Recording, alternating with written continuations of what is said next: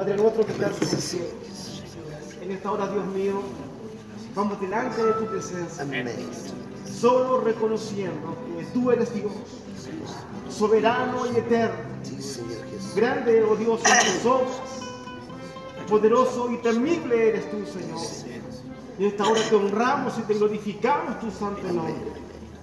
Señor, sabemos que los que estamos aquí, quizás un pequeño, Señor, contingente de hombres de valor, pero con el deseo, con el anhelo, Señor, de honrarte, de servirte, con el anhelo de poder aprender, Señor, también de tu palabra. Queremos que puedas unificar nuestros pensamientos. Padre, lo que aquí hablemos, lo que aquí se diga, Dios, sea todo en una comunión, en una coinonía especial. Señor, que puedas enajenarnos de todo pensamiento contrario, de toda cosa que quiera venir a nosotros, que quiera perturbar esta reunión. Cualquier pensamiento, Señor, contrario, usted quítelo. Para que solo, Señor, haya una unidad.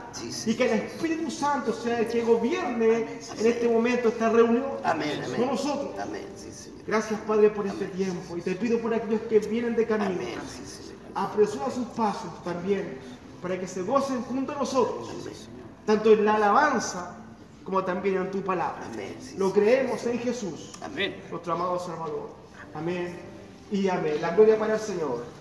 Gloria a Dios, gloria a Dios, gloria a Dios para siempre. Gloria al Padre, gloria a Dios, gloria al Santo, gloria a Dios.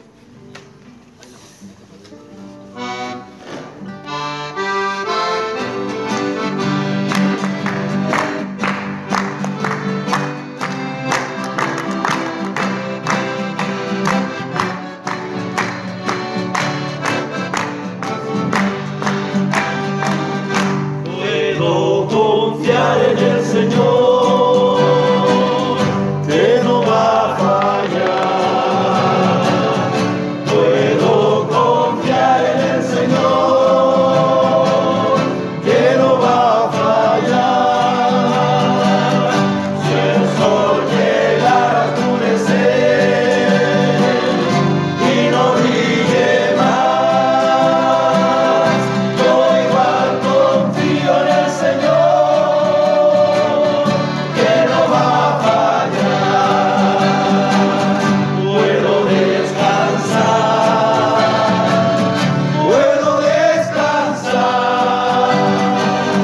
que en su mansión Cristo me dará. Si el sol llegara a oscurecer y no brille más, yo igual confío en el Señor,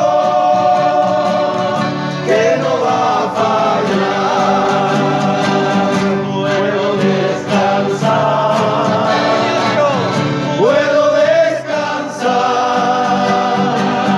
que en su mansión Cristo me dará. Si el sol llegara a oscurecer y no brille más, yo igual confío en el Señor, que no va a fallar. Si el sol llegara a oscurecer y no brille más, yo igual confío en el Señor, que no va a fallar.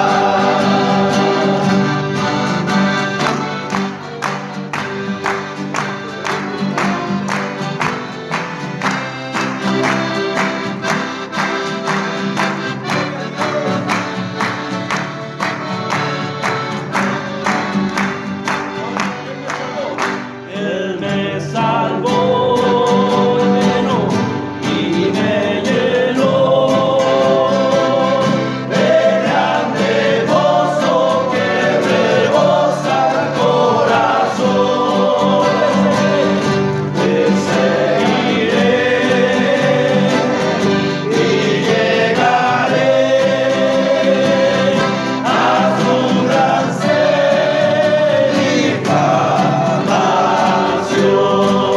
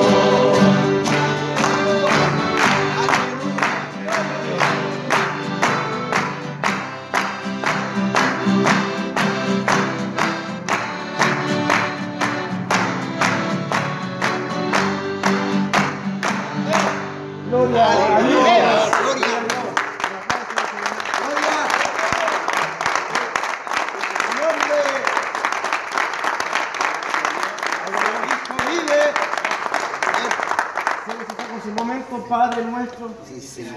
hemos alabado tu nombre. Amén. Es grato para nosotros Amén. alabar ese nombre poderoso Amén. y honrarte solo a ti. Amén. En esta hora queremos también escuchar tu palabra. Usa a mi hermano Dios. Sí, Señor. Revítelo de gracia, de poder, de autoridad, para que tu palabra, Señor, sea eficaz en nuestras vidas. Lo creemos en esta hora, que la dirección del Espíritu Santo va a estar sobre este lugar en control. Sí, Señor. Y que todo lo que aquí, Señor, aprenda sea también para el beneficio de nuestras vidas. Lo creemos en Jesús, nuestro Salvador. Amén y amén. Tomen su asiento, hermanos, para que comencemos entonces ya el tema.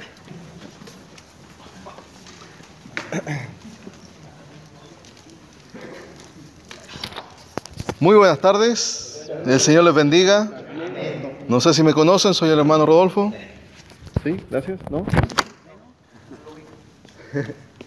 Hemos pasado ya, creo que 5 o 6 semanas con este estudio sobre la identidad, donde nos hemos dado cuenta que hace bastante tiempo, hace muchos, cientos de años, miles de años tal vez, Satanás está dibujando su plan para quebrar nuestra identidad con respecto a Cristo, con respecto a Dios. Los temas que hemos visto, si bien es cierto, son bastante claros. Identidad de género, estamos bien clara en nuestra posición. El matrimonio, bien clara en nuestra posición. ¿Quién soy yo con respecto a Dios, con respecto a la Biblia? Hemos aprendido a estar bien claros en esa posición. El aborto. Creo que todos quedamos bien claritos con respecto a esta posición, ¿cierto? Así es. El tema de hoy día es un poquito controversial incluso dentro de las iglesias cristianas. Y es por un simple hecho de que no lo hemos estudiado. El simple hecho de que no tenemos la información o no la buscamos. En realidad no ahondamos más allá. Es un tema que está, se hizo, se hace y será. Pero no muchas veces ahondamos en este tema. En realidad, ¿estará bien? ¿Estará mal? ¿Me afecta mi identidad como cristiano?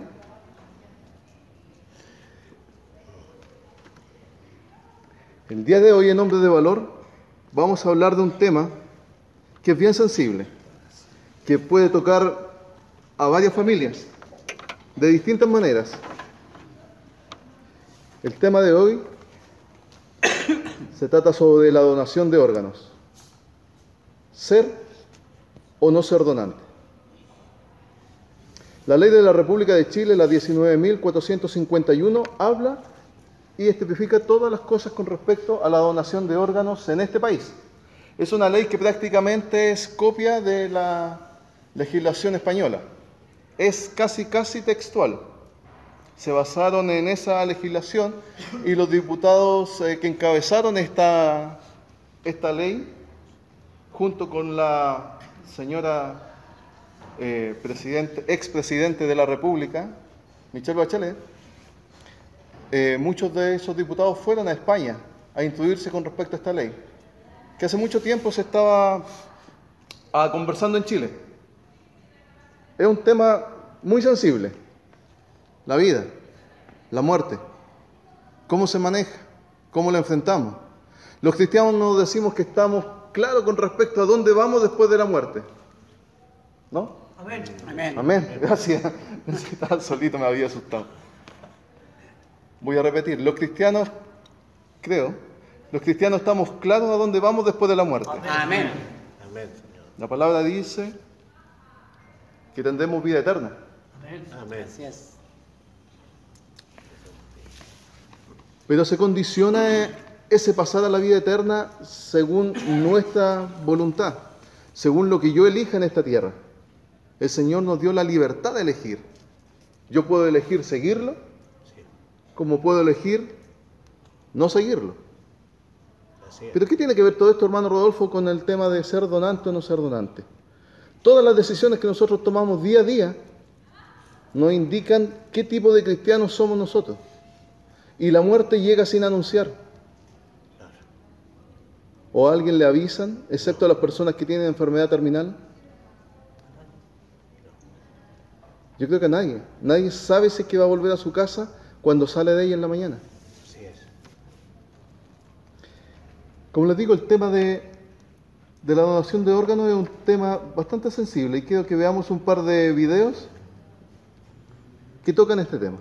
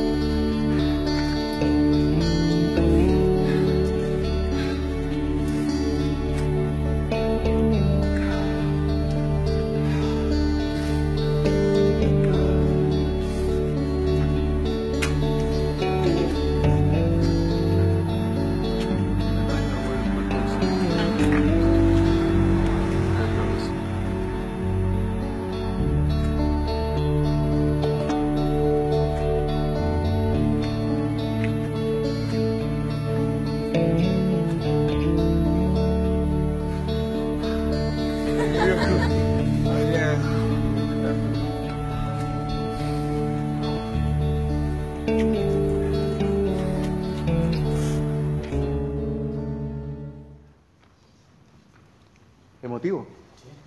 Es fuerte.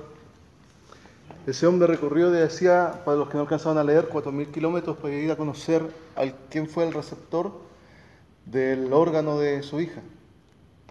La niña tenía 20 años cuando murió y era donante de órganos.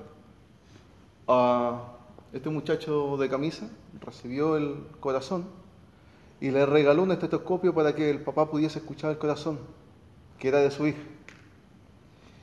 La lectura abajo decía que gracias a esto esta persona recibió vida y que el papá de la niña volvió a escuchar el corazón de su hija y que volvió a sentir a su hija. La verdad es que es bastante fuerte. En Chile hay una campaña bastante grande con respecto a la donación de órganos. ¿Por qué? Porque no habían muchos donantes de órganos, se dice. Un canal de televisión especialmente impulsó esta campaña. Soy donante. Soy donante. Soy donante. Soy donante. Soy donante. Soy donante. Soy donante. Gracias a ellos, a ti y a las más de 200.000 personas que firmaron su voluntad de ser donantes, este año se han realizado la mayor cantidad de trasplantes en la historia de la medicina en Chile. Ya sabes, si crees que la unión Y la participación de todos. hacen la fuerza. Súmate. Súmate. ¡Súmate! Súmate a las causas de Mega. Mi causa. Mi Mega. Cumple mi deseo, mi causa, mi Mega. Varios hemos visto este comercial y varios de ellos. Este canal especialmente tomó el tema de la donación de órganos. Es uno de los principales, no el único. Canal 7 también ha hecho algunos sketches con respecto a esto, o videos. La red también ha hecho algunos. ¿Por qué? Porque el Estado de Chile está pidiendo que se concientice, disculpen la palabra, con respecto a la donación de órganos. La ley cambió. La ley de delante cambió nuestra posición como seres independientes y voluntarios a algo que ya no somos voluntarios. Pero veamos un poquito de la historia sobre la donación de órganos. Hay una historia mitológica y la historia real. La historia mitológica, donde se remonta los primeros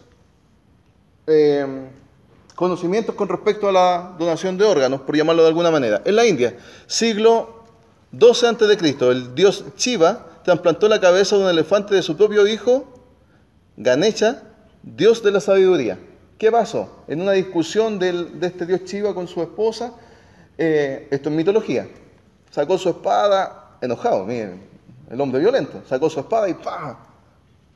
Y le cortó la cabeza al hijo. Arrepentido por esto, dijo, no te preocupes, le dijo a su señora, yo voy a reponer la cabeza de nuestro hijo. Y la única cabeza que podía ser compatible con su hijo, así dice la leyenda en ese tiempo, era la de un elefante. Y se convirtió en un dios, en el dios de la sabiduría de la cultura india. Hasta el día de hoy es adorado este Ganesha. Cuando usted está falto de sabiduría, no se la pide de Dios, adivina quién se la pide. Una persona trasplantada de cabeza. En China, el siglo II a.C., esto fue 8 siglos después, Piu Chiu Bao, no me piden que se los diga bien, trasplante de corazón a 2 pacientes con desequilibrio de energía. Sí. También es mitología. Cuenta la leyenda que este doctor tenía 2 pacientes que tenían trastornos emocionales. Entonces, para calmarlos, dijo, te saco tu corazón a ti y te saco tu corazón a ti y se los cambio. Y con esto se calma el cuento, se empareja. La mitología dice que se emparejó. Y dice que aplicó infusiones. Fue una de las primeras cosas escritas en la historia de la humanidad, mitología, en donde se aplicaron sedantes o calmantes para poder soportar este cambio de los órganos. En Roma, siglo XII después de Cristo, los santos Cosme y Damián, trasplante de pierna de un sacristán desde un etíope, que era un guerrero, un etíope muerto, se calificó como milagro y ellos se convirtieron en los patrones católicos sobre la medicina con respecto a el trasplante de órganos. Esto también es mitología católica del siglo actuales, siglo XII después de Cristo, con civilizaciones ya conocidas. Aún así, no está comprobado, pero sí está escrito incluso en los libros del Vaticano. Está reconocido como tal, como un milagro de la mitología católica.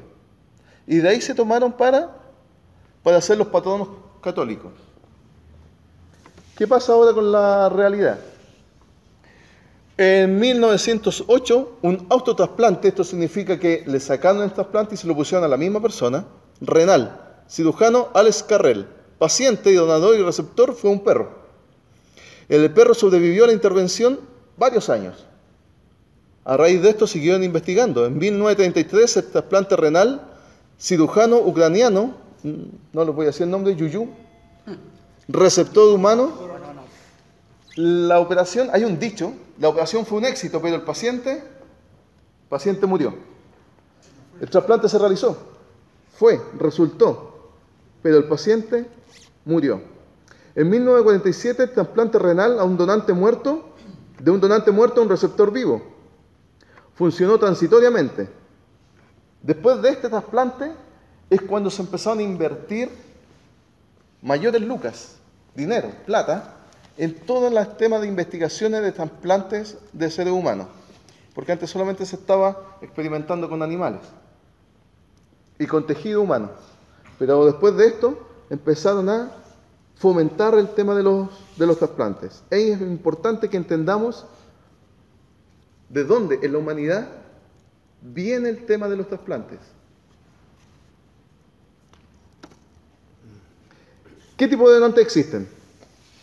Tenemos los donantes vivos y los donantes muertos. Dentro de los donantes vivos, la normativa nos dice que la extracción de órganos en vida con fines de trasplante solo se realizará cuando se estime que razonablemente no causará un grave perjuicio a la salud del donante y existan perspectivas de éxito para conservar la vida o mejorar la salud del receptor. Tengo una experiencia de un compañero de trabajo hace 6 años atrás, cuando mi hijo también estuvo grave hospitalizado. La hija de mi compañero, que era menor, que iba para el año, estaba muy grave hepáticamente. Y no había ningún donante. Ninguno. Nadie era compatible, excepto mi compañero de trabajo. Él era de este volado. Y tuvo que someterse a dietas, a ejercicios, dejar el cigarro, dejar de tomar y un montón de cosas para sanar su cuerpo, para poder sacarle un pedacito chiquitito y trasplantárselo a su hija. En vida. Él estaba vivo y su hija viva. La operación fue un éxito. La niña sobrevivió y hasta el día de hoy vive. Y era la única forma médicamente para que la niña pudiese seguir viviendo. Lo que no cuenta la historia, porque a él lo entrevistaron, salió en la televisión, en el diario. Nosotros hicimos campaña también por el tema de las lucas. Lo que no cuenta la historia en cuánto dinero está endeudado mi compañero. O sea, se le van a acabar 6 vidas y todavía no termina de pagar la deuda. Y él gana mucho más que yo, supervisor. Y aún así, no va a morirse y no va a poder terminar de pagar su deuda. Hermano Rodolfo, Dígame. una pregunta, ¿y esta intervención que él tuvo, le afectó en algún momento a su salud? Porque él era un hombre sano. Él es un hombre sano. Él quiso hacer una obra, digamos, de bien en favor de su hija. Claro. Él era un hombre sano, enviciado, pero sano. No le afectó hasta el día de hoy. De hecho, volvió a fumar. Toma de vez en cuando. La que está con mayores problemas es la niña, porque tiene que estar con medicamentos y droga el resto de su vida. Esa es la parte que muchas veces no conocemos de la donación de órganos, o no vemos. Pero él sí era un hombre sano, y es uno de los requisitos que dice ahí, que la persona tiene que ser sana y que no tiene que afectar el resto de su vida al donar un órgano. Que no le traiga un perjuicio para la salud. Donantes muertos. Dice, toda persona mayor de 18 años será considerada por el solo ministerio de la ley como donante de sus órganos, una vez fallecida. Lo que les decía, hasta hace unos años atrás, usted si quería ser donante tenía que expresarlo a su familia, en notaría, cuando sacaban la cédula de conducir, pero especialmente, independiente de todo lo que hiciera en papeleos, era su familia directa, ya sean sus padres si usted era soltero, ya sean su esposa, cónyuge o conviviente no en ese tiempo, perdón, su esposa, antes de la ley del divorcio, quien tenía la última palabra, no importa si vivieran juntos o no, ese era un tema, porque podían estar separados de hecho hace mucho tiempo, pero ella tenía la potestad sobre su órgano en ese tiempo, y si no, sus hijos mayores de 18 años, desde el mayor hasta el menor, quien estuviese presente al momento de la necesidad de la donación de órganos. Hoy en día la ley cambió, y la ley dice, todos somos donantes, todos los mayores de 18 años. Si usted no quiere ser donante, tiene que concurrir a una notaría para... Exacto. Tiene que ir a una notaría y expresar ante el notario que usted no es donante.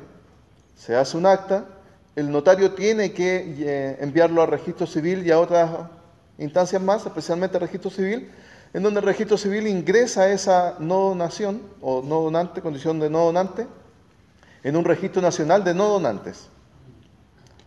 Entonces, llegase a pasar algo, dice la teoría de la ley, y usted estuviese solo, por ejemplo, en este accidente, fue al norte, pasó algo y necesitan de inmediato reaccionar, se supone que y no hay nadie para decir sí, no es donante, sí es donante, no tiene su carnet, no tiene nada, entonces ven en el registro y dice, esta persona no es donante, no lo tocamos. En teoría. Si eso no en teoría. ¿No puede ser receptor? ¿Perdón? Si no es donante, ¿puede ser receptor igual? Si no es donante, no puede ser receptor. Te me adelantaste, pero claro. Hay varias triquiñuelas en este aspecto de la ley. ¿Por qué? Si usted se declara no donante y está en el caso de mi compañero que quiere donarle una parte de su órgano a su hijo, su hija, su sobrino, hasta cierto grado de parentesco permite la ley, y usted está en la lista de no donantes, no puede hacerlo. Aunque sea el único compatible en el país, no puede hacerlo, porque está en la lista de no donantes. Entonces lo obligan a salir de esa lista de no donante. ¿Por qué te tienen que obligar? Dice, entonces, como donante de sus órganos una vez fallecida, a menos que hasta antes del momento en que se decida la extracción del órgano se presente una documentación fidedigna, otorgada ante notario público en la que conste que el donante en vida manifestó su voluntad de no ser donante. ¿Qué pasa si hay dudas acerca de si el fallecido es donante? En caso de existir una duda fundada respecto a la calidad del donante, la ley establece un sistema de consulta a determinadas personas. Y ahora viene a aplicar lo que conocíamos antes como preguntarle a la familia. Recién. No está el carnet donde diga, este carnet no dice nada. O el carnet de conducir dice, sí es donante, y el carnet de identidad dice, no es donante. Y llega la esposa y dice, no, si él no es donante, pero llega el hijo mayor, no, yo conversé, tú hace tiempo que estás separada de él, yo vivo con él y él decía es donante. Entonces hay una duda. Ante esa duda se empieza a consultar con respecto al orden y vuelve la esposa a tener dominio sobre aquel cuerpo, como dice la palabra, ¿no? Luego los hijos, luego los padres, representante legal o tutor, cualquiera de los hermanos mayores, nietos, cualquiera de los abuelos, pariente consanguíneo y pariente por afinidad. Todo esto en caso de que alguno de los de arriba no estuviese al momento de. La ley definió que se entiende por duda fundada, señalada que la hay si se presenta ante el médico encargado del procedimiento documentos contradictorios o si hay contradicciones entre los familiares. Es importante que nosotros conversemos con nuestra familia nuestra decisión. Esta charla no es para decirles si es que tienen que ser donantes o si es que no tienen que ser donantes. Es para decirle qué dice la ley, qué dice la palabra y qué les dice el Señor a ustedes. Hay una lista de espera nacional. Esto es que si alguna persona tiene la necesidad de ser receptor de un órgano, se elabora una lista que la manejan los médicos, especialmente todo el servicio de FONASA, por intermedio del Instituto de Salud, donde el Instituto de Salud Pública toma todos estos datos y elabora la lista con respecto a las necesidades de. Usted hoy día es número 1 en la lista de espera, pero mañana apareció una persona con mayor gravedad y subió esa posición. No sé si es que alguno recuerda, hace poquito hubo una niña que se declaró en la condición número 1 de la lista de espera a nivel nacional. Prioridad nacional. La niña era del Sename, con papás disfuncionales. Nunca recibió un órgano. Sin embargo, y no se supo a grandes rasgos, pero usted lo puede encontrar, está en internet, está la información ahí. El hijo de unas personas regularmente acomodadas, empresario, sí recibió el órgano. ¿Un corazón? Corazón.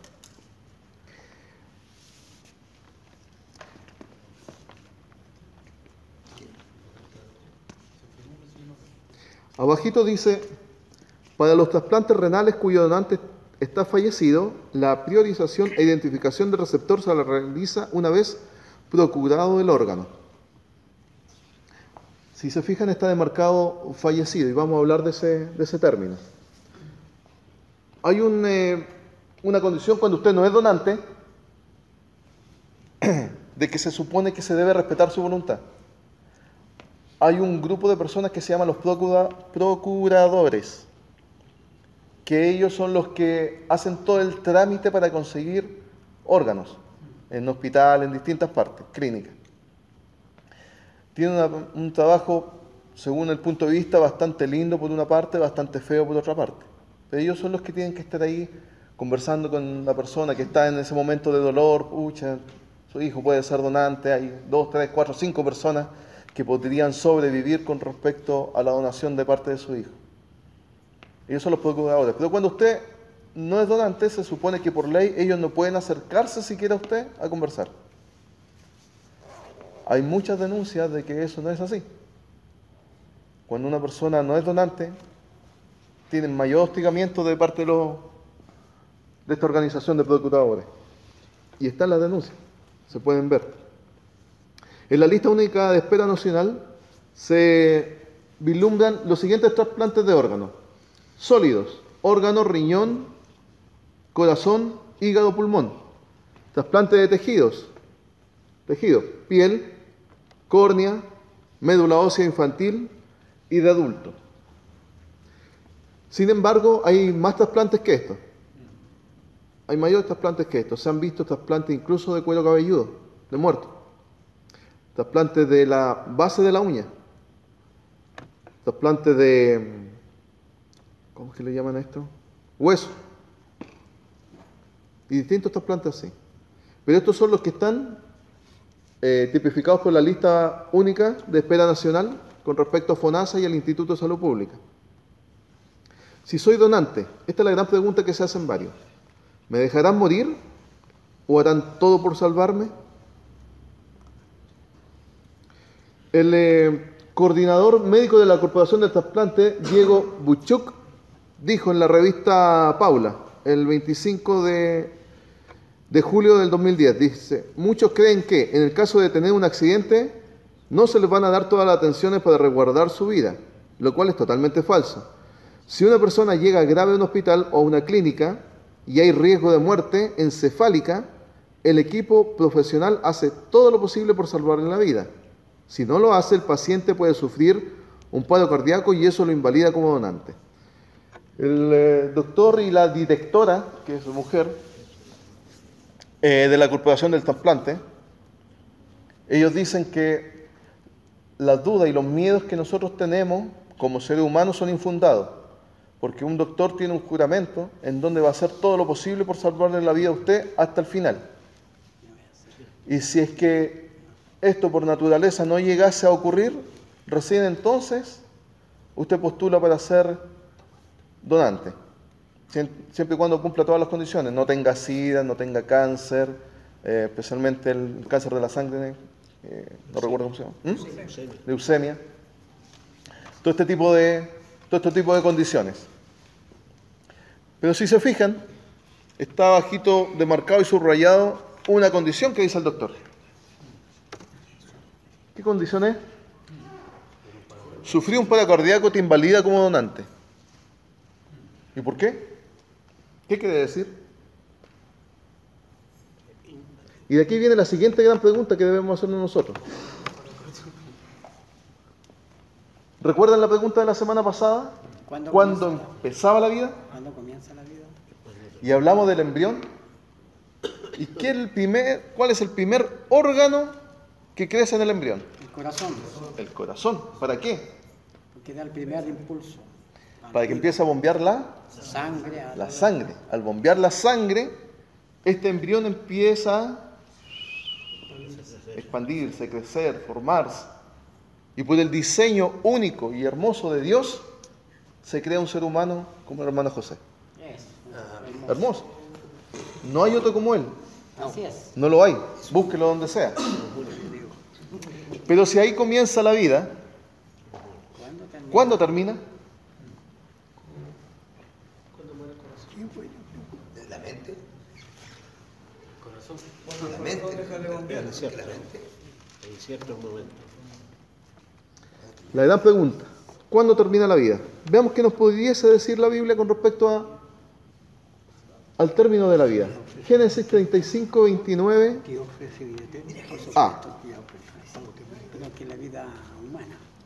Dice el 29, y expiró Isaac, y murió, y fue reunido a su pueblo.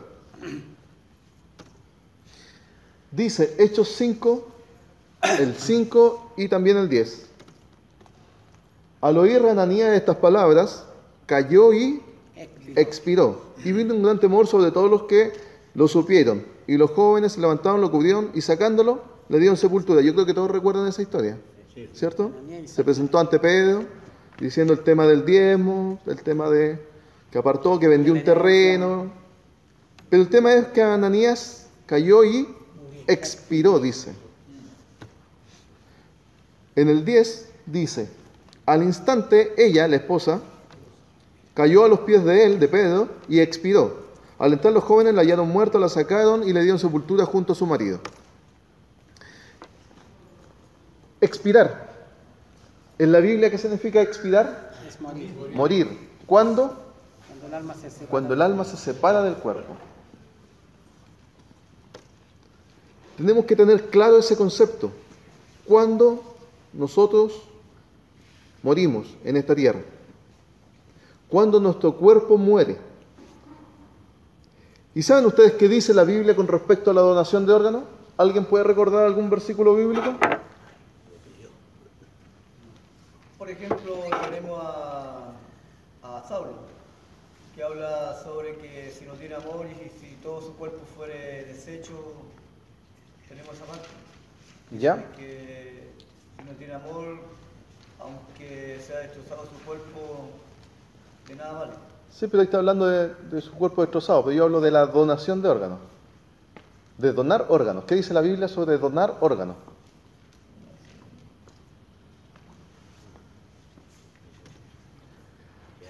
En palabras simples y sencillas, nada. Ah, pero ¿cómo entonces?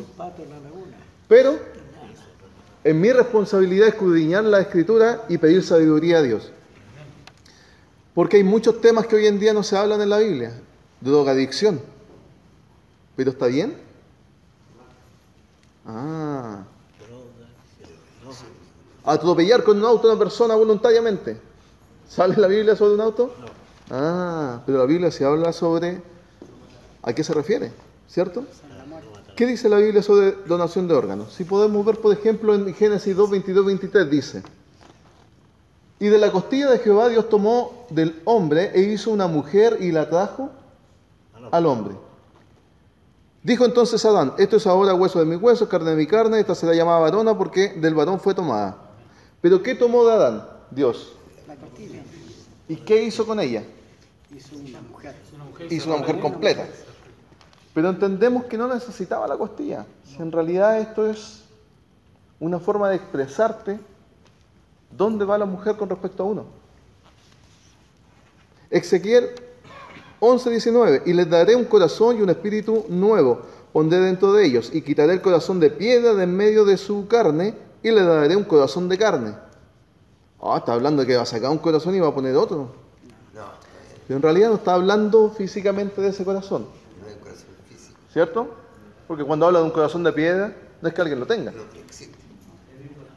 Proverbios 22:19, y aunque no lo crean, si ustedes pueden buscar en YouTube, van a encontrar varias prédicas e instrucciones con respecto al apoyo de la donación de órganos donde se basan en estos versículos. Dice Proverbios 22:19, los ojos de Jehová velan por la ciencia, mas estas tornan las cosas de los prevaricadores. Los ojos de Jehová velan por la ciencia. ¿Quién creó la ciencia? ¿Quién creó ustedes? Dios. ¿Quién la puso a disposición de nosotros? Dios. ¿Es que los doctores están mal? ¿Es que los doctores no valen? Sí, valen. Sí valen. Díganme. Mi hermano contaba el caso sobre un vocalista de los Tres. Dice que este individuo sufría de alcoholismo y a causa del exceso de alcohol hizo tira su hígado. En una parte, viendo la simple vista lógica humana, no sé, es aberrante que una persona que a lo mejor realmente teniendo la necesidad de necesitar un trasplante de hígado, que no tenía la influencia del alcohol, ningún vicio y todo, se le prioriza a esta persona y en forma clandestina y fraudulenta se le provee de este órgano. ¿Entiendes? Dando a entender, como dice ahí también, que la prevaricación, la perversidad se aprovecha de este asunto también. Ahora podríamos ver también el asunto de tráfico de órganos que en oculto está operando por tras bambalinas, porque todo va para allá. Hay un caso de un joven en Arica, si mal no recuerdo, hace un tiempo atrás, que tuvo un accidente, no sabían dónde estaba, lo fueron a buscar, lo encontraron sus familiares y le habían dicho primero que estaba, no, sí se va a recuperar, está bien. Esos fueron los primeros informes que le dijeron a los familiares. Cuando llegaron a buscarlo, le dijeron, no, sabe que lamentablemente el joven falleció. Y dijeron, pero ¿cómo si estaba? No, pucha, una pena, un accidente, falleció. Le entregaron el cuerpo, sellado. Lo sacaron ¿cómo se hace? Lo sacaron desde el mismo Instituto Médico Legal, sellado en el cajón ya. Entonces los familiares solamente levantan la tapa y ven por entre medio el vidrio. Pero pidieron un recurso y abrieron el cajón. Y se dieron cuenta que le habían quitado las córneas al joven. Pero las córneas no se pueden sacar de personas vivas, se sacan generalmente de personas muertas. La única diferencia con eso es que las córneas sí se pueden sacar de una persona muerta. Sí, porque yo trabajo en un servicio de ¿sí? oftalmología y yo Sí.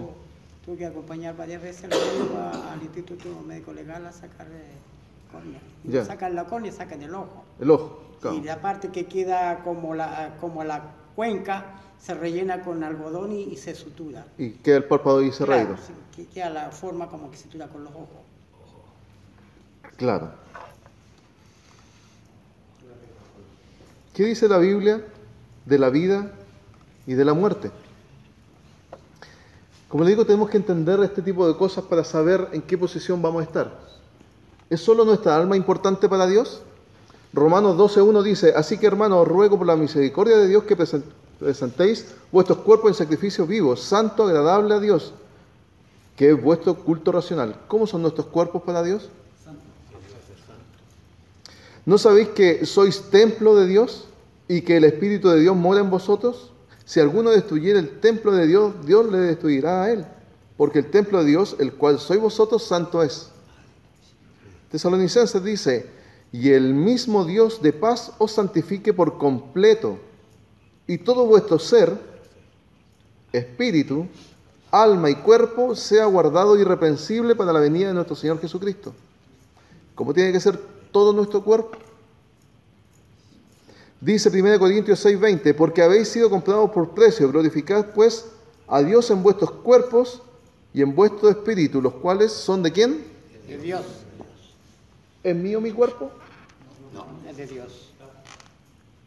Recordamos la semana pasada cuando la mujer dice, en mi cuerpo, en mi derecho, así que yo tengo todo el derecho a abortar. No. Puede ser que ella maneje su cuerpo, pero dentro de ella no está creciendo una parte de ella, está creciendo otra vida. El Señor nos deja claro que el cuerpo nuestro es de Él. ¿Qué dice la Biblia de la vida y de la muerte? ¿De dónde proviene la vida? Proverbios 4:23, en la Nueva Versión Internacional. Por sobre todas las cosas, cuida tu corazón, porque de él mana la vida. Y aquí me voy a detener un poquito. ¿Qué dice el Señor con respecto a nuestro corazón? ¿Qué debemos hacer con él? Hay que cuidarlo. Cuidarlo. Y esto se puede tomar literal o se puede tomar metafóricamente. Cuando habla del corazón, habla de nuestra mente. ¿Cierto? Cuida tu corazón. Habla de nuestra mente. Pero ¿será tanta coincidencia? ¿De dónde proviene la vida? ¿De dónde emana la vida? ¿Qué es lo primero que bombea? ¿Qué es lo que pasa con nosotros si el corazón deja de bombear?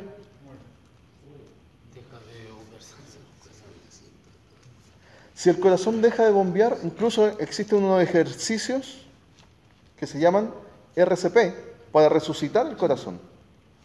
Si el cerebro deja de funcionar, ¿qué le pueden hacer como ejercicio? ¿Me explico? El Señor dejó claro, ¿de dónde emana la vida? Del corazón. Dice, cuida tu corazón. Guarda tu corazón. Estamos claros que está hablando de nuestra forma de ser, de pensar, de lo que vemos, ¿Es el asiento de lo que todas las deseamos. emociones? ¿Perdón? ¿Es el asiento de todas las emociones? El asiento de todas las emociones, ¿sí? Y con respecto, mi hermano, a la sangre, ¿emana la vida de la sangre también, en este caso? La sangre en sí... Algo con respecto al corazón, porque igual la sangre es importante dentro del cuerpo de la persona. Exacto. La sangre en sí conduce la vida. Si la sangre en nuestro cuerpo se detuviese, nosotros entramos en un proceso que se llama necrosis, que nos empezamos a morir, porque la sangre no se mueve. Al no moverse la sangre, aunque haya sangre, puede haber sangre en todo el cuerpo, pero si no se mueve, el cuerpo se muere. Que se empieza a infectar la sangre. Lo que pasa Correcto. con la hipotermia. Claro, cuando se empieza a congelar uno y la sangre se empieza a congelar también. Pero, ¿a dónde vamos con esto? La sangre, aunque esté en el cuerpo, si está quieta, no sirve de mucho. Tiene que moverse. Pero ¿quién mueve esa sangre? ¿Sabe, hermano? El movimiento, disculpe hermano, el movimiento de la sangre de Cristo que fluyó, que brotó, que se desparramó, fue el que nos limpió a nosotros. No es que haya sacado un vasito de sangre, tomen, ahí tienen. Hay un movimiento de esa sangre. Entonces el Señor nos deja claro que el bombeo de esa sangre, el corazón, de ahí mana la vida. Tenemos que cuidarlo en nuestros pensamientos, pero tendremos que cuidarlo físicamente. Y como les decía, aquí me quiero detener un poquito. Para ser un donante muerto o fallecido, como estaba escrito ahí delante, usted tiene que estar fallecido del cerebro. Porque si usted está fallecido del corazón, no sirve para ser donante. Una de las únicas extracciones, como conversamos con el hermano, pero está tipificado allí, que se puede remover después de la muerte, ¿ya? Son las córneas, pero tiene cierto tiempo. 48 horas solamente. Eso es todo el tiempo que tiene. Pero para el resto, si usted muere y su corazón deja de latir, dejó de ser donante. Y si del corazón mana la vida, ¿cómo puede ser entonces usted donante si su corazón dejó de latir? Pero entonces, ¿cómo puedo ser donante si se supone que estoy muerto? La normativa legal, hace mucho tiempo, cuando partió todo el tema de la donación de órganos, no aquí en Chile, cuando empezaron a ver, en palabras simples, que esto era un buen y lucrativo negocio, porque le acabo de contar la experiencia de mi compañero, está endeudado en 283 millones de pesos aproximadamente. Sí, bien buena la donación. Y cada vez que no pague, esa deuda sube. Así que imagínense. El proceso de trasplante de órganos, las operaciones fluctúan entre los 2 millones de pesos a los 100 millones de pesos aquí en Chile, aproximadamente, de los cuales no todo cubre FONASA. Hablando de FONASA, sin contar la ISAPRE. A menos que usted tenga un seguro y demás, aún así no los cubre completamente. Pero el que se queda con la posible deuda es usted, como casi todas las cosas de la salud en este país, lamentablemente. ¿Cierto? Pero a las entidades sí se les paga completamente. Ellas sí recepcionan este dinero. ¿Qué pasó? Hace mucho tiempo, mucho tiempo, se decía que una persona donante era aquel que tuviese una detención cerebral. Simplemente así. Con electroencefalograma se sabe cuando una persona está fallecida. Simplemente así se le decía, no, tiene una detención cerebral, entonces usted opta por hacer... ¿Pero qué pasa? Y empezaron las personas a preguntarse, bueno, pero ¿y la persona sigue respirando? Sí, pero está con un respirador artificial. ¿Pero su corazón sigue bombeando? Sí, pero está con máquina. ¿Pero se sigue moviendo? Sí, pero su cerebro ya no funciona, ¿qué se preocupa? Entonces, como fue tan controversial esto y era tan chocante, cambiaron la normativa legal en Estados Unidos, en Francia, en Europa. Y esa normativa obviamente llegó a toda Sudamérica y también a Chile. Entonces hoy en día a usted se le declara muerto, pero muerto para la legislación chilena es que su cerebro ha dejado de funcionar. Ellos dicen irreparablemente. Claro, ellos lo dicen. Pero hay muchos testimonios pero no es así. de personas que han vuelto de esa condición.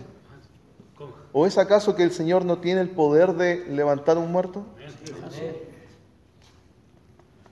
¿O es acaso que el Señor no tiene el poder para darte a ti poder para que tú pongas las manos sobre tu familiar y que se levante? Nuestra fe es tan poca, tan pequeña, que confiamos más en el doctor que en la palabra del Señor. ¿Cuántos días pasó Lázaro? 4 días. ¿Qué día? Estaba hediondo. Ya está descompuesto. Ah, pero es Jesucristo. ¿Y qué dijo Jesucristo? Cosas iguales y mayores harán ustedes. Si tan solo que Tu fe como el grano de un porte, o sea, tu fe como el porte de un grano de mostaza. ¿Pero qué pasó?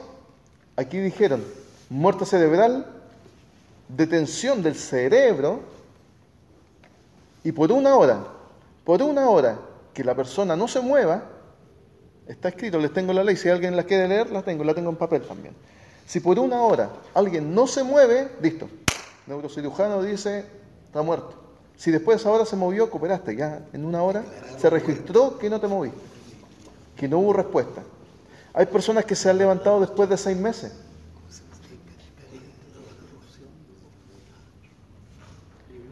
No le estoy diciendo como les dije delante, sean o no sean donantes. Le estoy diciendo los hechos que hasta aquí yo he podido investigar, he podido ver.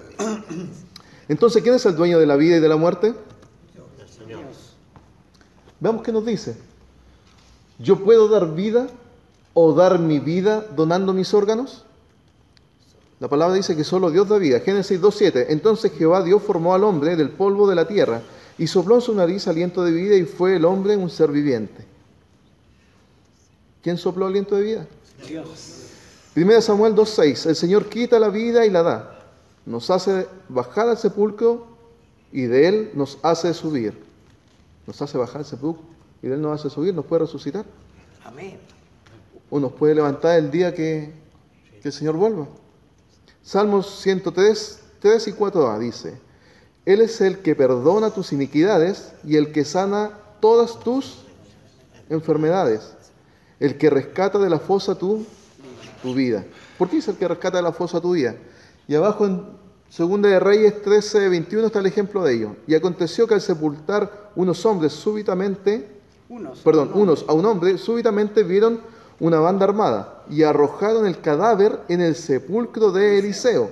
Y cuando llegó a tocar el muerto, los huesos de Eliseo, revivió y se levantó sobre sus pies. ¿Cómo deben haber quedado esos con ataque?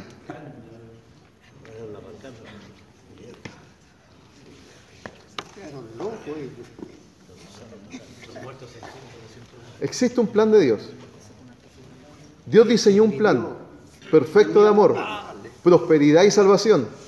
Pero hemos sido nosotros, la humanidad, quienes hemos pervertido, corrompido y destruido el diseño original de Dios. ¿Es que acaso Dios no tiene el poder para corregir y volver todo su plan? Por supuesto que sí, pero ¿dónde quedaría nuestra libertad de elegir el camino y del engrandecimiento de nuestra fe si todo fuera obligado, incluso la salud? Si Dios dijera, no, estas cosas se hacen así y así, se acabó y todos tienen que caminar aquí, de hecho, por este camino, ni siquiera va a ser angosto, va a ser de este porte, porque no hay otro camino y yo pongo la regla y se acabó. Pero en verdad, el Señor pone la regla, el Señor pone el camino. Pero a ti te dice, si tú quieres caminar en Él, bienvenido. Si tú no quieres caminar en Él, es una pena, cosa tuya. La salud. Yo no soy el salvador de nadie. Yo no soy el Mesías escogido. No soy el ungido para dar vida o quitarla. No. Solo Jesucristo fue, es y será el Mesías salvador ungido de Dios. Cuando Cristo murió en la cruz, lo hizo por nuestros pecados y se llevó nuestras enfermedades. 1 Pedro 2:4, Isaías 53:4 lo dice. Él ya pagó por su salud, a de ustedes, en la tierra, y pagó por su alma en el cielo. Quien lo quiera creer es libre de creerlo. Quien quiera hacer efectiva la palabra del Señor es libre de hacerla efectiva. Hermano, yo creo en la palabra del Señor. Amén. Pero ¿qué pasaría en el caso de que una sobrina mía o una hija o lo que sea un familiar mío necesitara un problema? Yo siendo creyente, sabiendo que Dios me puede hacer la obra. Pero, ¿dónde está la justicia mía y como cristiano? Si necesitara una hija mía o una nieta, Lo conversamos la semana pasada y la anterior, cuando nos tocan un hijo. ¡Wow! Estamos con el tema del órgano. Claro, uno puede hablar en tercera persona, pero cuando es un hijo...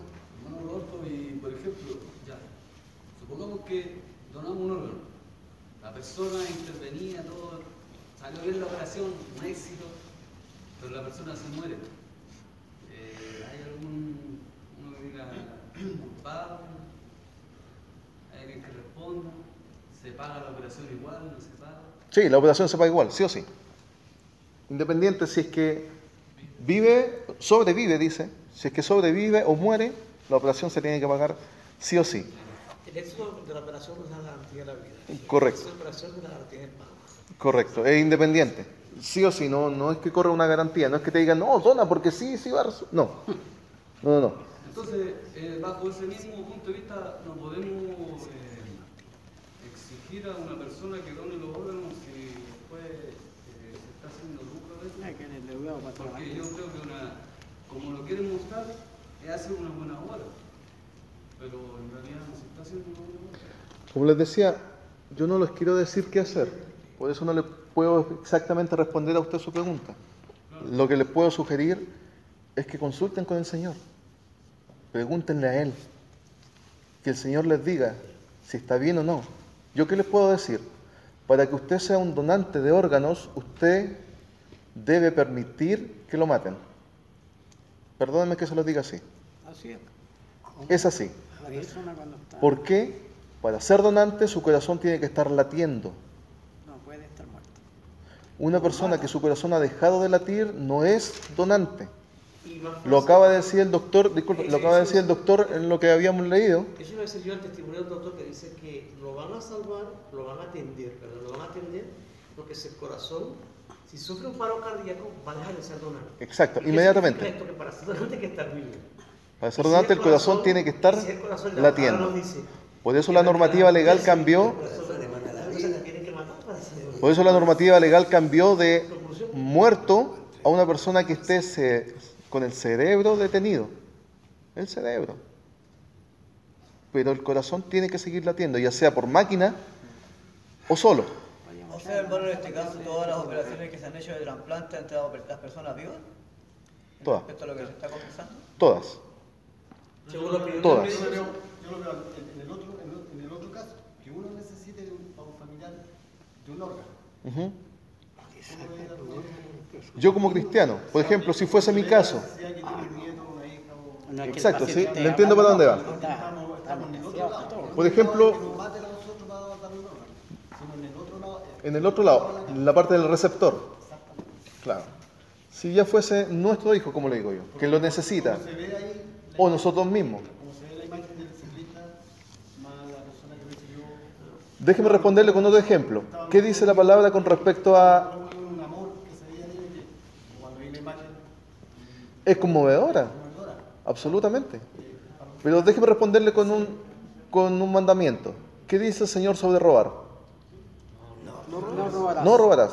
¿Y qué dice sobre comprarle al ladrón? ¿Dice algo?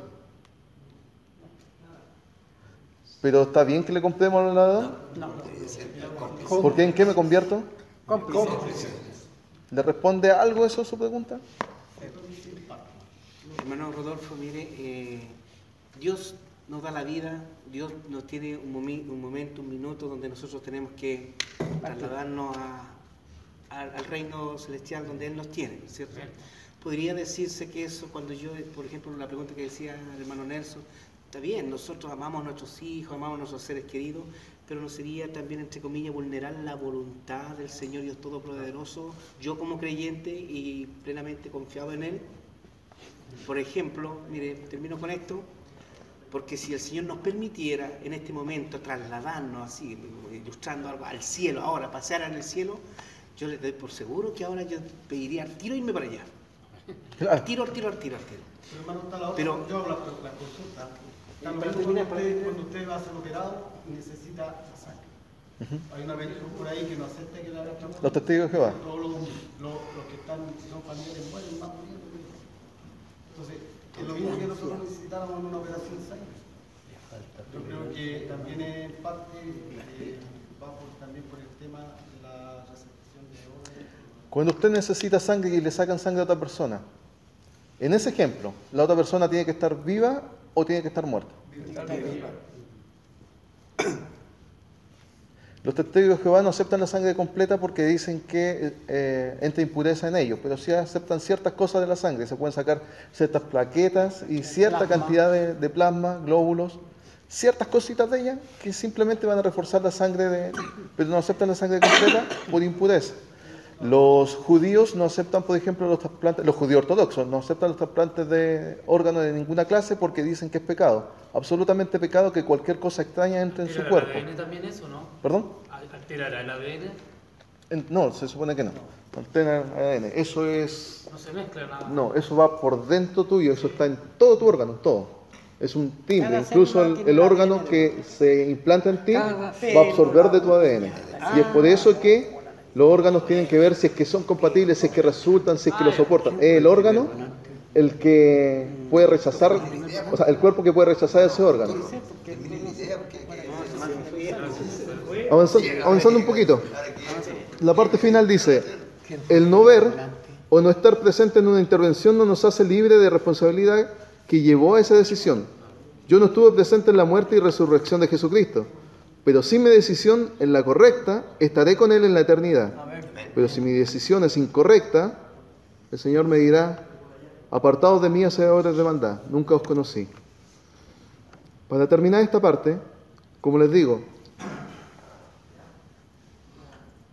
el día de hoy, la charla de hoy día, no es para decirles sean donantes o no lo sean.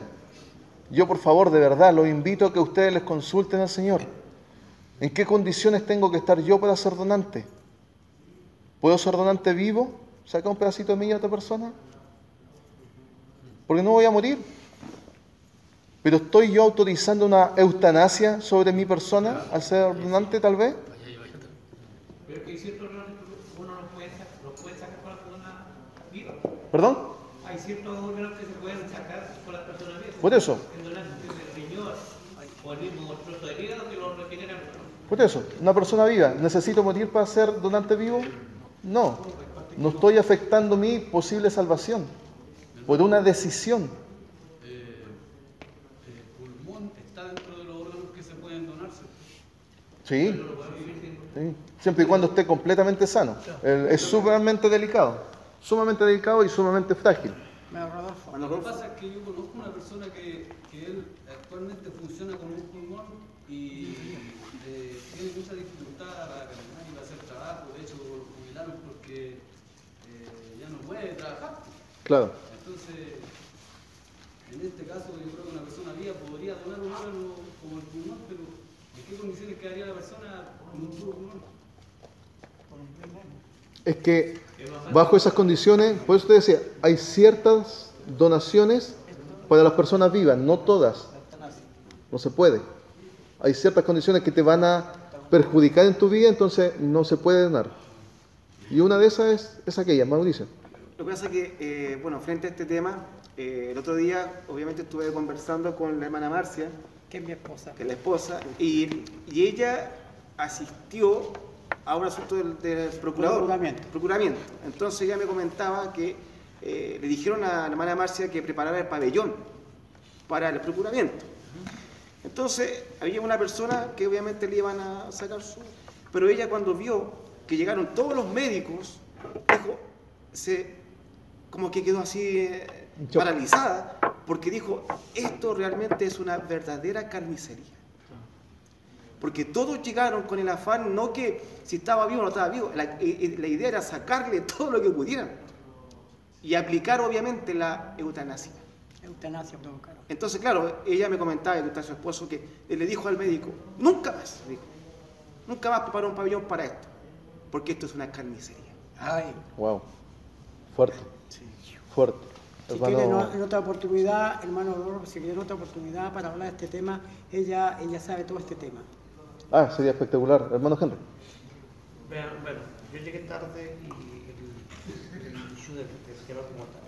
Pero es normal y es muy bueno, creo yo, que se genere ese tipo de inquietudes y debate. Yo creo que este es un tema muy largo, como todos los que se han tocado, y que tiene mucha tela para cortar, como dicen en mi país.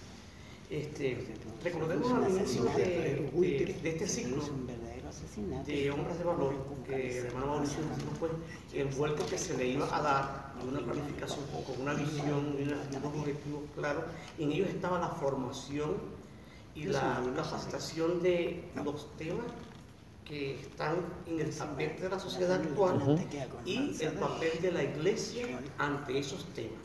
¿Qué quiere decir esto? ¿O qué entendí yo?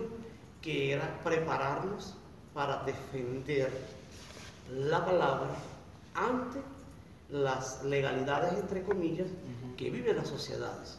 Este tema es demasiado importante y crea algunas expectativas y algunas dudas, pero recordemos pues que la palabra es bien clara con dar, o sea, quién da la vida y quién es el dueño de la vida, incluso de nuestro cuerpo. Es difícil decirle a alguien, fija o no fijas esta posición, y usted ha sido claro en eso. Yo me sumo a la postura de usted en que escudriñemos la palabra, entendamos la palabra, hagamos propia la palabra y pidamos la sabiduría que Dios en abundancia nos da para actuar. Hay un pastor que se llama José Zamorano, que escribió un libro sobre el trasplante. Él aclara varias de estas dudas sobre este tema. Es la visión de él, es de la Iglesia Cuadrangular, del Evangelio Cuadrangular de Chile. Seguramente, no sé si es o no. Probablemente.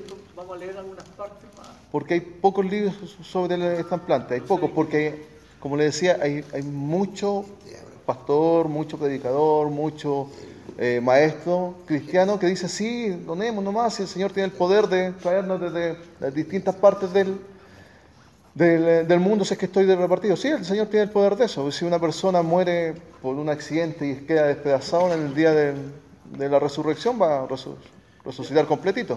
Pero el punto va un poquito más allá. Digo. La pregunta al hermano acá, pregunta qué pasa con un hijo. Recordemos que el Señor también manda a Abraham a sacrificar a su hijo. Y él fue calladito, con el dolor de su corazón, pero fue a hacer la voluntad del Señor. Y el Señor se arrepintió último. Dijo que no lo matara. Entonces a uno le cuesta desde eso. Su sangre, su hijo.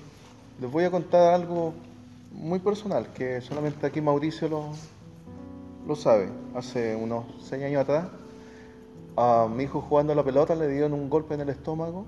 Lo llevamos para la casa porque se sintió mal. Al otro día al doctor porque se seguía sintiendo mal.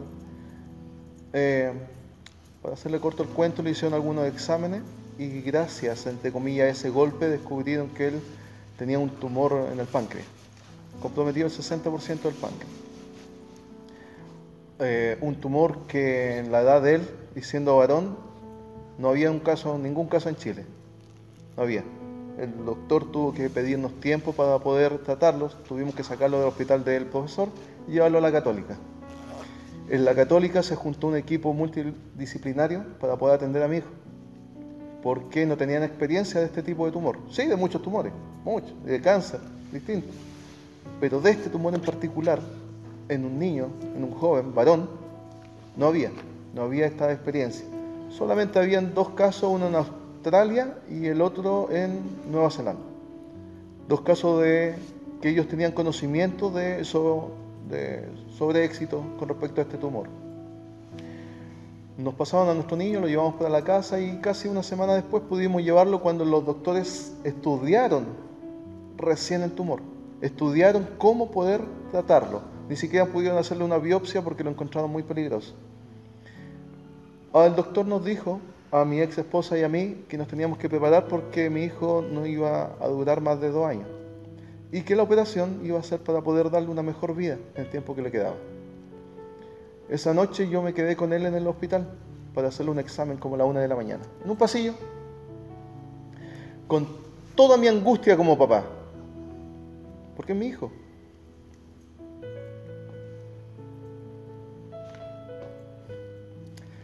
Y recuerdo haber estado ahí, con muchos pensamientos en la cabeza, muchos.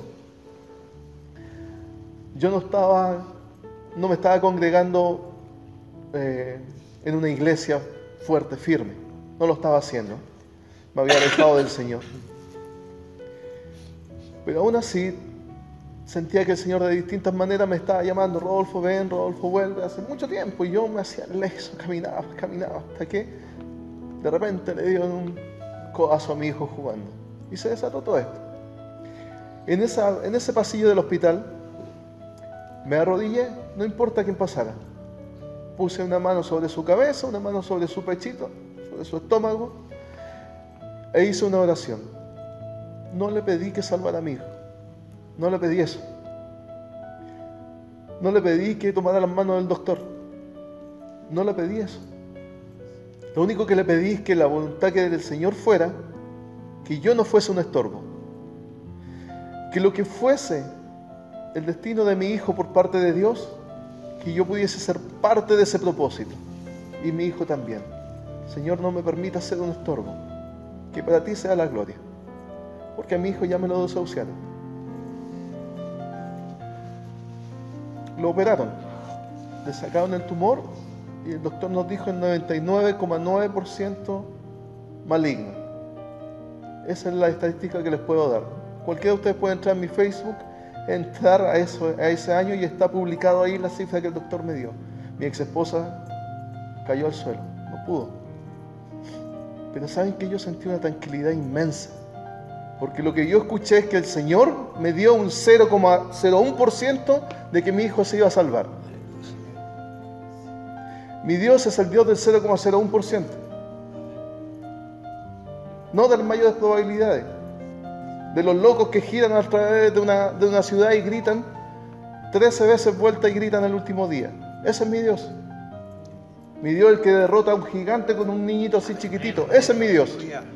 Mi Dios, el que puede levantar a una persona que tiene muerte encefálica. Ese es mi Dios. En ese Dios creo yo. 6 años después mi hijo está aquí en audio, está aquí en las cámaras, está allá trabajando en internet, aquí en la iglesia. Ese es mi Dios. Entonces, si usted me pregunta qué hago con mi hijo, eso hago con mi hijo. Creo en Dios. No le pido que me lo sane. Le pido yo no ser un estorbo para el propósito del Señor, porque no tengo idea cuál es el propósito de Dios. Solamente Él lo sabe. Discúlpenme que se los diga así. Pero ese es mi testimonio. Añado algo. El problema, por ejemplo, lo más complicado aquí de las donaciones es el corazón, que cualquier otro órgano, como decíamos, las córneas, tiene que estar muerta la persona y se puede en un par de minutos, horas, lo que sea, ¿cierto? Porque está muerta. El caso de lo que decía Mauri, el riñón o pulmón. Está vivo. Está vivo, pero la persona va a seguir viva. Quizás va a tener que correr con el riesgo de que va no a estar 100% o puede estar 100%.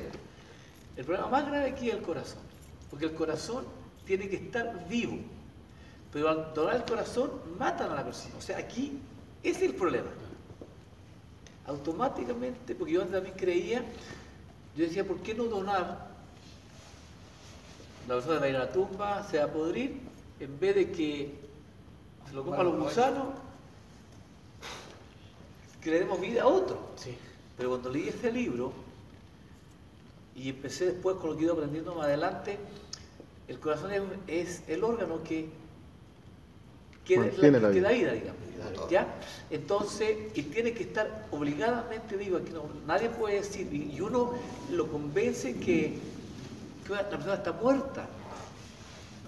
Entonces, claro, a uno le es fácil decir, pues, ¿para qué lo quiere mejor de vida a alguien? Pero el corazón no está muerto, tiene que estar vivo. Si está muerto, no sirve. Entonces, es ahí donde está el problema. Estoy matando a alguien para hacer herir a otro.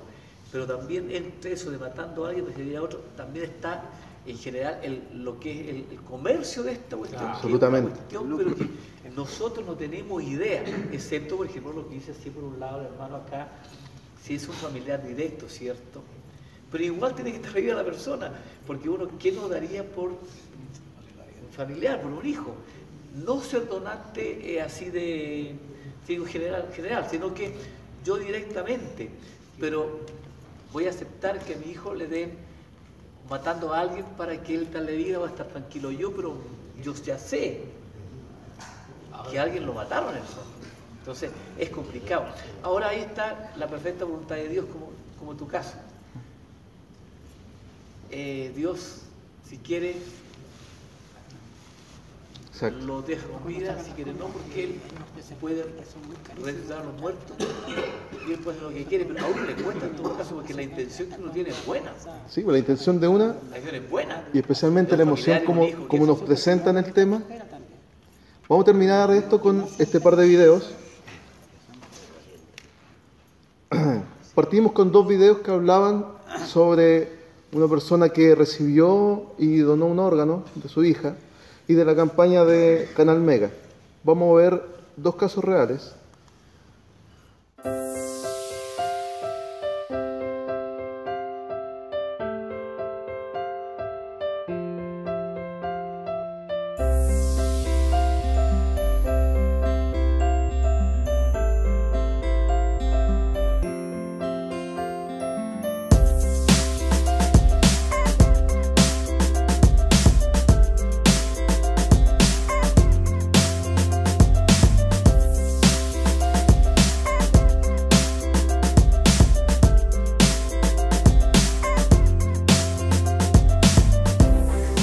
Holly. Now, do you want, how about some chocolate pudding for breakfast? Yeah? Okay. Do you want it for, should we get chocolate ice cream for lunch? What do you think? Yeah. How about broccoli? No. Oh, honey. You're doing wonderful, okay? You keep fighting for Mama. Do me a favor. I'm holding your hand. Okay. If you love me, squeeze your hand. Oh my God. Baby, I love you. And you keep fighting, okay? You keep fighting. We don't quit. Okay? We don't quit. Okay. I love you.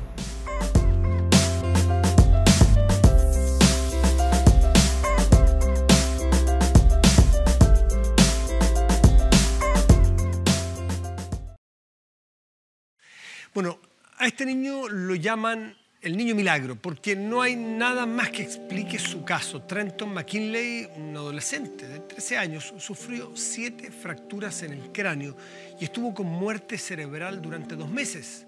Pero horas después de que sus padres autorizaran donar sus órganos, Trenton reaccionó y volvió a estar consciente.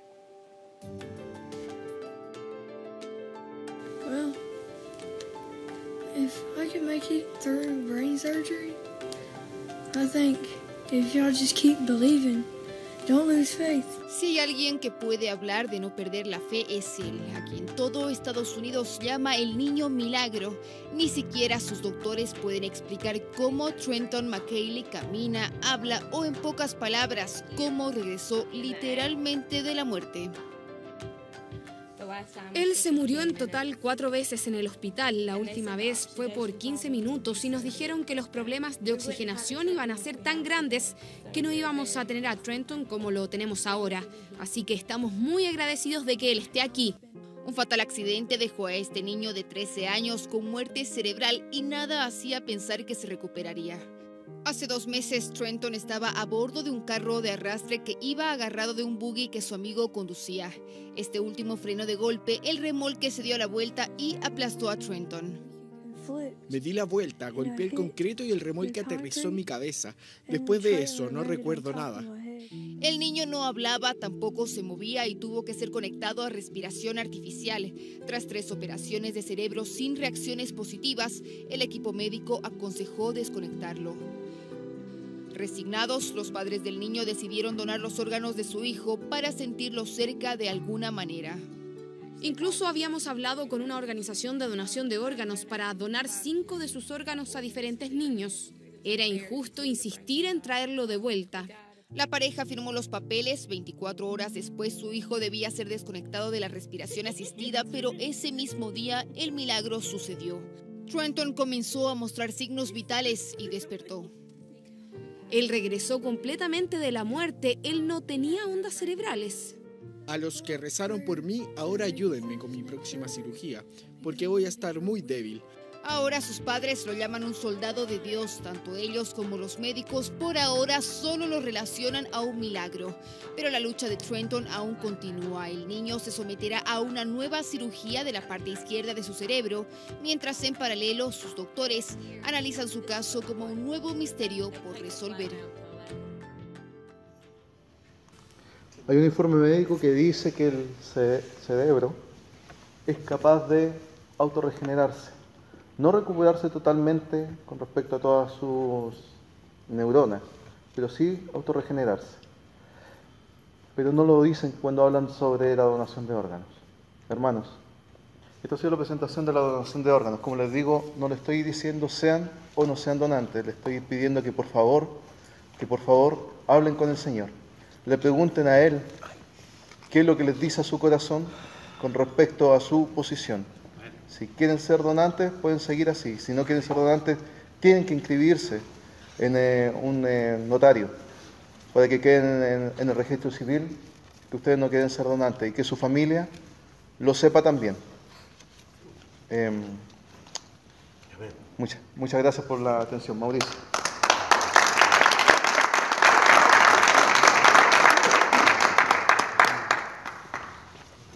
Bien, tremendo, hermano. Como el Señor nos da el privilegio de poder aprender.